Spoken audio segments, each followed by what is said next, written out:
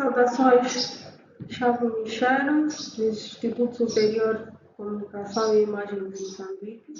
Neste trabalho vou apresentar os acontecimentos após a data do balanço, que é o capítulo 24. Primeiro vou apresentar a estrutura do trabalho, que é composto pela introdução, objetivos, os conceitos, os tipos de acontecimentos após a data do balanço, a continuidade e, por fim, daria um exemplo prático. 2.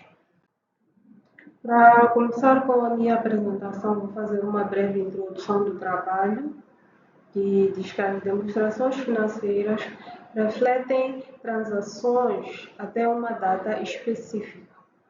Os acontecimentos entre a data do balanço e a data de autorização para a emissão podem impactar significativamente a situação financeira, o desempenho e fluxos de caixa da empresa.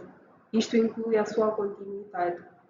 Estes acontecimentos, denominados acontecimentos subsequentes à data do balanço, devem ser refletidos nas demonstrações financeiras ou divulgados nas notas às contas.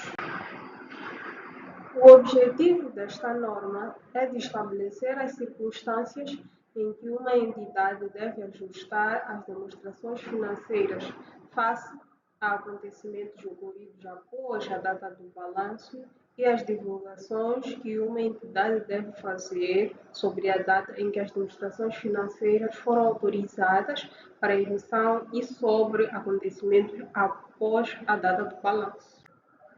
Agora vou falar sobre os conceitos e os tipos de acontecimentos. Os tipos de acontecimentos são acontecimentos ajustáveis, acontecimentos não ajustáveis, a data da autorização para emissão.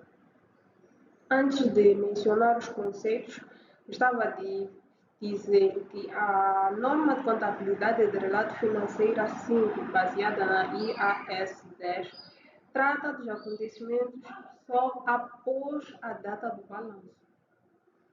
Acontecimentos após a data do balanço são todos os acontecimentos favoráveis ou desfavoráveis que ocorrem entre a data do balanço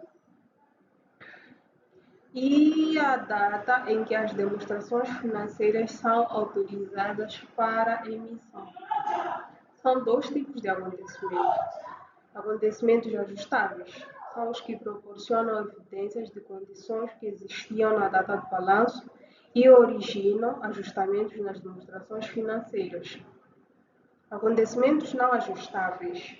Eles indicam condições que surgiram após a data do balanço e não originam ajustamentos. A data de autorização para emissão é a data em que o órgão de gestão aprova as demonstrações financeiras. Daria aqui alguns exemplos sobre os acontecimentos ajustáveis e acontecimentos não ajustáveis. Acontecimentos ajustáveis. Se por acaso um cliente duvidoso declara falência após a data do balanço, confirma uma situação que já existia na data do balanço, exigindo ajustamento se a perda não estiver integralmente reconhecida. Reconhecimento não ajustáveis. Se por acaso um incêndio após a data do balanço com consequências significativas, este acontecimento não será ajustável. Agora vou falar sobre a continuidade. Na norma de contabilidade de relato financeiro 5, as demonstrações financeiras não devem ser preparadas com base na continuidade se a gestão pretende liquidar a empresa ou cessar negócios, ou não tem alternativa realista. A deteriorização dos resultados operacionais e da posição financeira após a data do balanço podem indicar a necessidade de reavaliar a continuidade. Se a continuidade não for apropriada, o regime contabilístico deve ser alterado, em vez de ajustar os valores reconhecidos. Vou dar aqui algumas divulgações iniciais adicionais.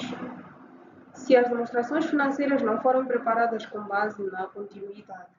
Se os gestores estiverem cientes de incertezas relevantes que possam lançar dúvidas significativas sobre a capacidade da entidade de continuar as suas atividades.